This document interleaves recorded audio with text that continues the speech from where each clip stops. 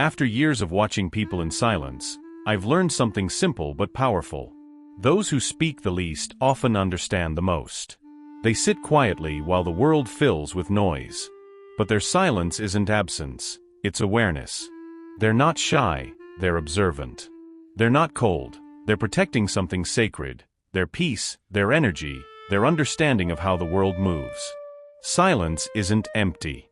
It's full of everything others overlook, every sigh, every glance, every shift in tone. Quiet people notice it all. To them, words are precious, and they spend them carefully.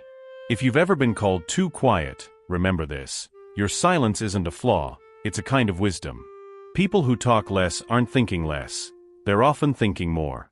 Their minds don't just form sentences, they analyze meaning, emotion, and consequence before a single word leaves their lips. That's not hesitation, that's emotional intelligence in motion. Psychologists have found that people who speak less often score higher in self-awareness. They reflect before they react.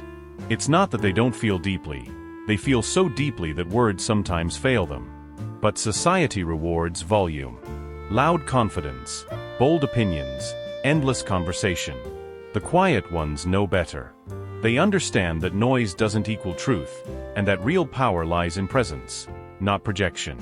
You've probably noticed it. Every room has that one person who rarely speaks, yet when they do, everyone listens. That isn't coincidence. That's the gravity of silence. Quiet builds presence, and presence commands respect. Quiet people notice what others miss: the hesitation before someone speaks, the tremble of a hand, the shift in the air when tension rises. They read between the lines because they've learned to listen to what isn't said. That's not magic. It's pattern recognition born from observation, not interruption. When you speak less, you perceive more. You begin to understand what others hide, not to judge, but to empathize. That's a kind of power the world doesn't talk about enough. The power to understand quietly. But silence isn't always peace. Sometimes, it's a shield. Inside a quiet person, there can be a storm, thoughts, memories, possibilities, and worries all colliding. That's why they pause before they speak.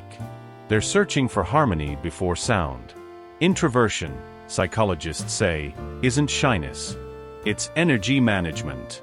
Quiet people recharge in solitude. Noise drains them, emotional or verbal. So they choose their words like artists choose colors, carefully, deliberately, purposefully. Sometimes, silence comes from experience, from growing up in places where being heard led to conflict or rejection. Over time, silence becomes safety. What began as protection becomes identity. Psychologists call it adaptive silence, when your nervous system learns that quiet means survival. But don't mistake that for weakness. There's strength in restraint.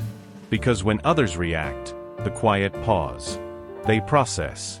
They master their impulses. That's not passivity, that's control. History is filled with quiet thinkers, writers, scientists, artists, who lived in the still corners of their minds, connecting ideas no one else could see. Because silence gives birth to insight. Truth doesn't live in noise, it grows in stillness. Yet being quiet today isn't easy. People rush to fill silence, mistaking it for awkwardness. They label quietness as distant or cold. But quiet isn't absence, it's depth. It's a slower rhythm, one that listens more than it speaks. And when a quiet person finally does speak, their words linger. Because they've been filtered through empathy, reflection, and truth. Studies show that introspective people often have higher brain activity in regions linked to empathy and self-reflection. Their silence isn't emptiness, it's processing. They're not just listening to others, they're listening to themselves. But this depth has a cost. Quiet people absorb everything: moods, tensions, unspoken emotions. It's why solitude feels like healing, not loneliness. It's their way of exhaling what the world makes them inhale. They love deeply, care genuinely, and express meaningfully. They don't do surface, they do soul. You can feel it when they care, in the way they remember small details, in the way they listen without trying to control the conversation. Still, silence has its shadows. Sometimes it becomes armor. Quiet people fear that speaking will expose too much, so they hold their truths inside until they grow heavy. They long to be known, but not dissected. To be heard, but not shouted over. This tug-of-war between expression and restraint can lead to overthinking, not because they're anxious, but because they're always analyzing.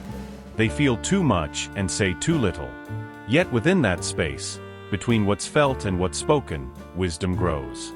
Silence teaches what noise never can, that not everything must be said to be understood, that patience reveals more than reaction, and that presence speaks louder than sound. Quiet people notice the small things, the sigh before surrender, the sparkle of joy, the tremor of fear.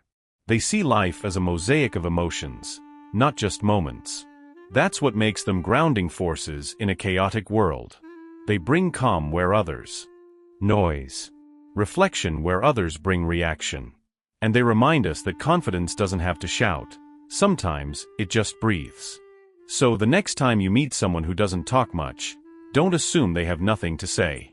Maybe they're listening to you more deeply than anyone else ever has. And if you're that person, the quiet one, know this. You don't owe the world your noise. Your silence is your strength. It's your language. It's how you connect, not faster, not louder, but deeper. Because in the end, the world doesn't remember who spoke the most. It remembers who made them feel the most. And the quiet ones do that, not with words, but with presence. Because silence isn't empty. It's where truth lives.